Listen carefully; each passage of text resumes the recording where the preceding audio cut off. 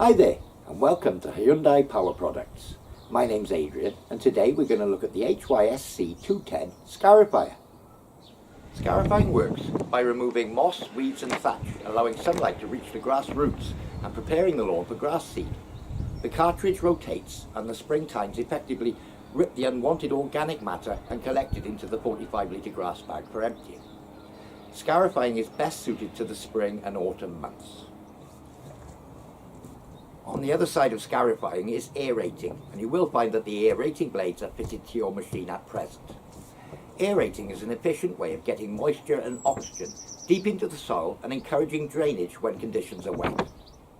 The aerator cartridge rotates and claws at the surface, removing any moss or detritus left after the scarifying process, and it also collects it into the bag. The robust steel blades can also be set to slice into the soil for increased aeration. This process is recommended regularly for the entire growing season and as and when required. So I've laid the contents of the packaging out on the table for you to see. So first of all, we have the main unit itself with its upper handle attached by some control cables. Now be very careful when lifting it out of the box not to damage these control cables. Secondly, we have the large grass bag. I'll put that to one side. We have the lower handle, which we're going to fit. I shall take you through that. Then we have the user manual. Now I strongly recommend that you read the user manual thoroughly before use.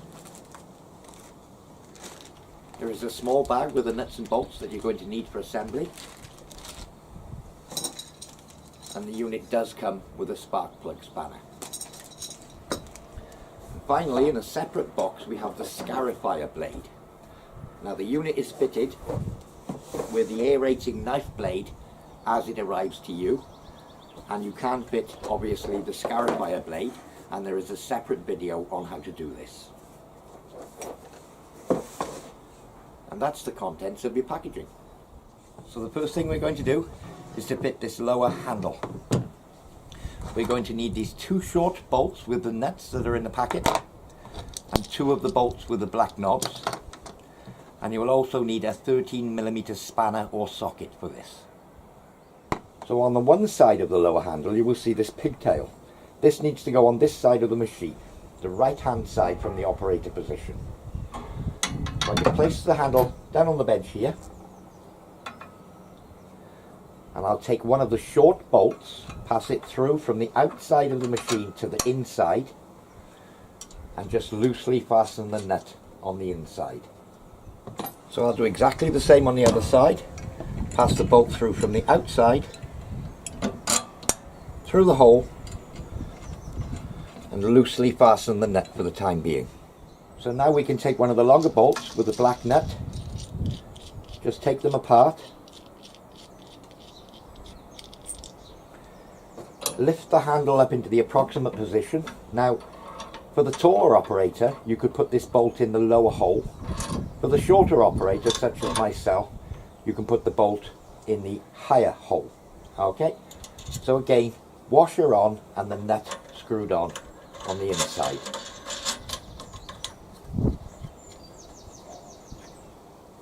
So I'll do exactly the same thing on the other side. So in the same hole, in with the bolt first, on with the washer, and on with the nut. So I'll just tighten the two black nuts now, one on each side, and it's at this point I can now tighten up the 13mm nuts.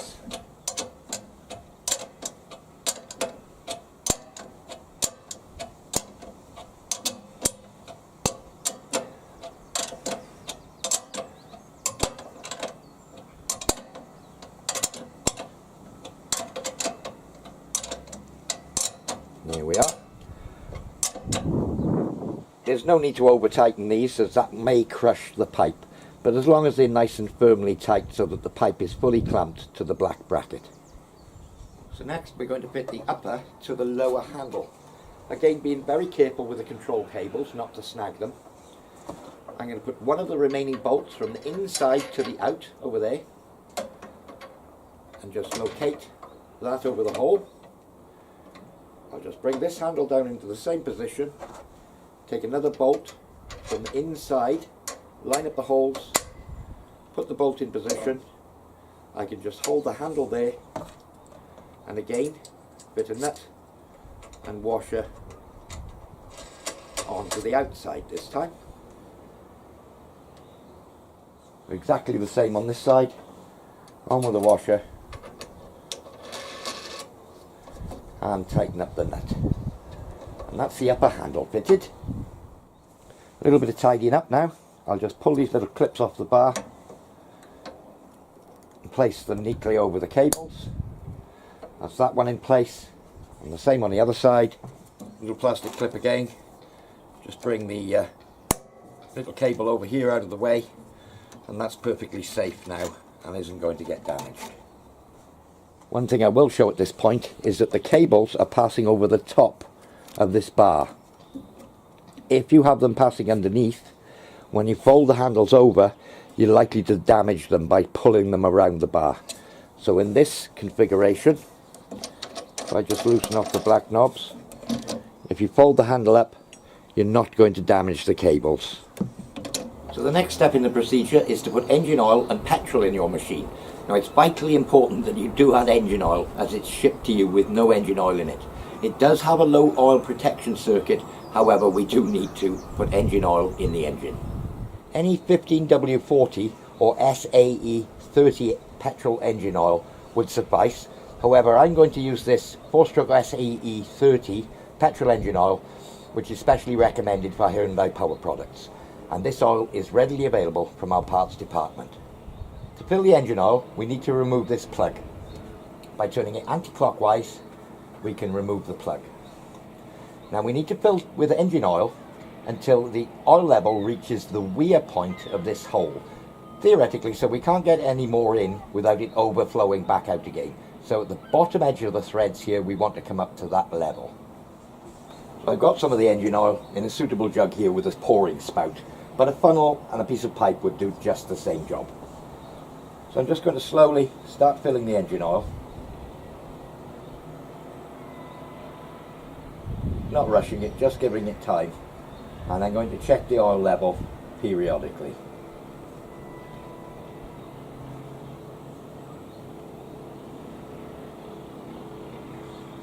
Needs more yet.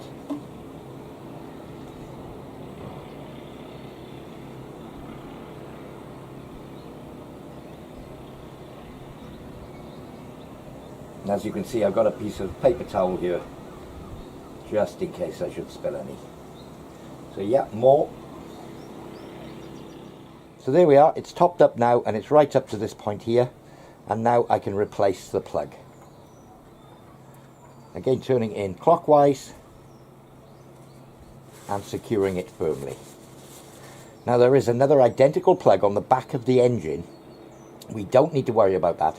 That's there should this engine be used in another application. So next, we're going to top up the fuel tank. We'll take the fuel cap anti-clockwise, and you can remove the cap. Now I'm going to fill it with fresh unleaded petrol, no additives, but fresh fuel.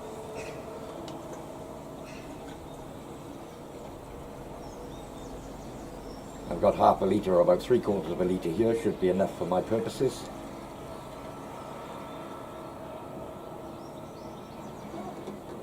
When fueling your Scarifier, always do it outdoors in a well ventilated area, and obviously not near any sources of ignition. And to replace the cap, you simply line up the two tabs with the two slots in the top of the tank, and again turn it clockwise to secure the cap. Let's have a look at a few of the controls on your machine. Here on the front of the engine we have the on-off switch, and as you'd imagine, it does exactly what it says. It turns it on and off.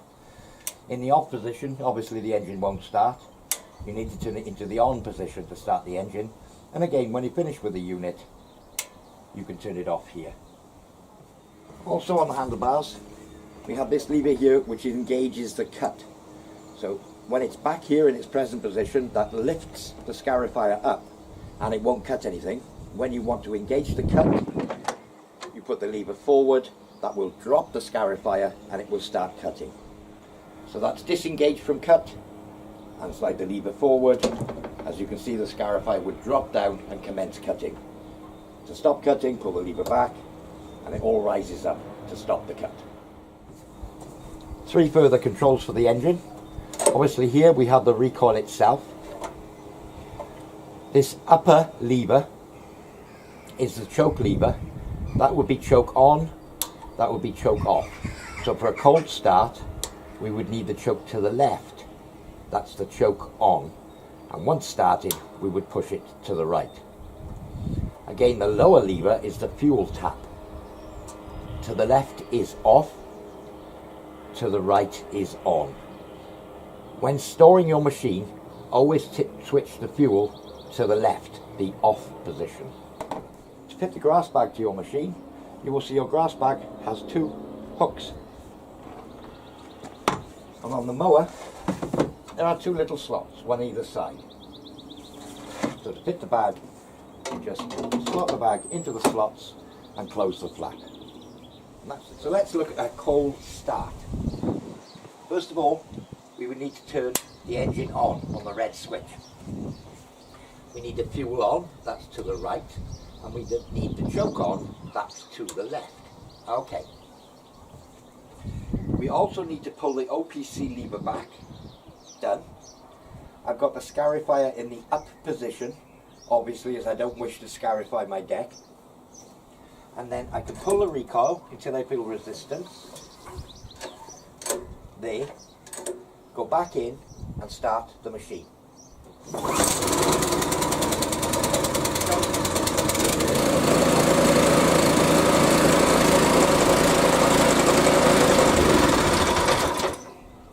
And as you saw, once it had started, I turned the choke off fairly quickly, and to stop the machine, I released the OPC lever. For a warm start, exactly the same procedure. Switch on, fuel on. It's only run for a short period, so I'll turn the choke perhaps 3/4 on at this stage, pull back on the OPC.